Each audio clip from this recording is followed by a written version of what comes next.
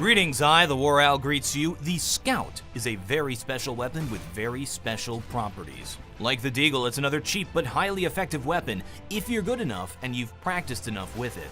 It's actually not a stayer scout, so gun enthusiasts will not be happy. But I don't really care because it's a video game. It only costs $1,700, incredibly cheap for what it can accomplish. You can purchase it on second round CT side after a loss if you get a kill on the first round. That's $1,400 for a loss and then add $300 for the kill. You'll see professional players do this when executing a second round buy after a loss. It's also really great to purchase on the anti-eco side as well. If you're going up against unarmored players, the Scout is a one-hit shot to the tummy. It's always, even with a helmet, a one-hit shot to the head, even at long distances, and the weapon does have good penetration as well. The Scout has a very high movement speed, even when scoped. Anyway, a good way to shoot long and medium range with the Scout is to strafe back and forth, sometimes around corners, scope the weapon, because again, you don't lose the speed, and then fire at the head when changing directions. So when should you no-scope? That's right, get no-scoped!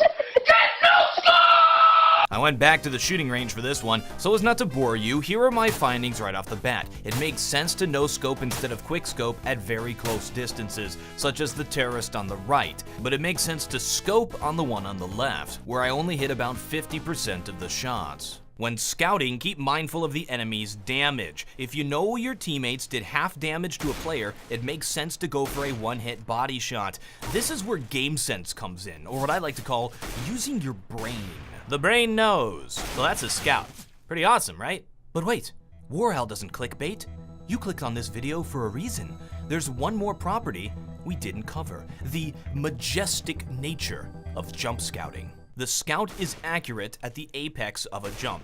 That means your highest elevation. To the physics! When we throw an object up into the air, or in this case, jump in Counter-Strike, the force of gravity pushing down on the object will cause enough acceleration toward the Earth that at the apex of the ascent, it will actually have a velocity of 0 relative to the Earth. That means that for an instantaneous point, it will be floating pretty much in mid-air.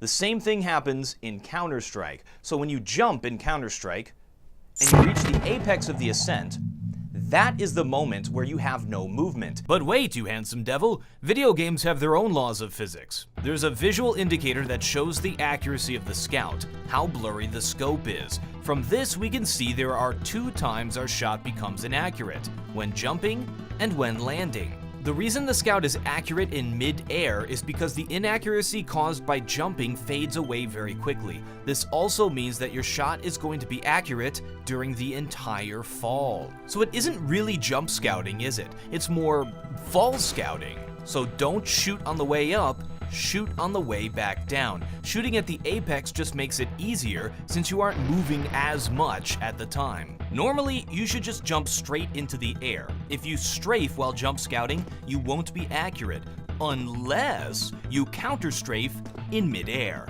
This is an incredibly advanced technique, but if you master it, you're going to be called a hacker quite a bit, and that's never not fun. Jump while strafing to go around a corner, then counter-strafe in midair at the apex and land the shot as you start to fall back down. Jump scouting is incredibly useful at many different areas of the map. It almost seems unfair. Like here, or even... Wait, what? Only jump scout when you need to jump to see the enemy player, such as when you're behind a player height cover or the enemy is behind cover. Don't do it when you're just standing out in the open. Pro tip! If you try and jump scout and you miss, you better change positions or at least jump in an unpredictable pattern.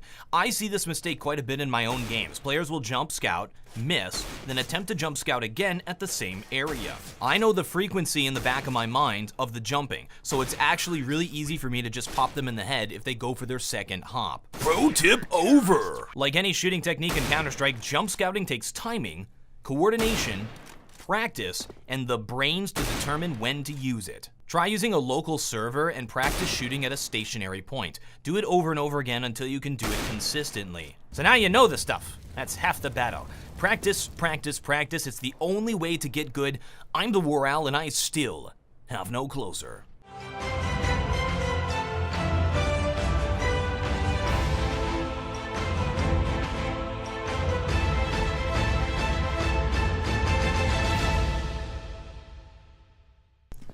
All right, for this take, I need you to aim at me beforehand. Yeah, I'm right there. You don't see me?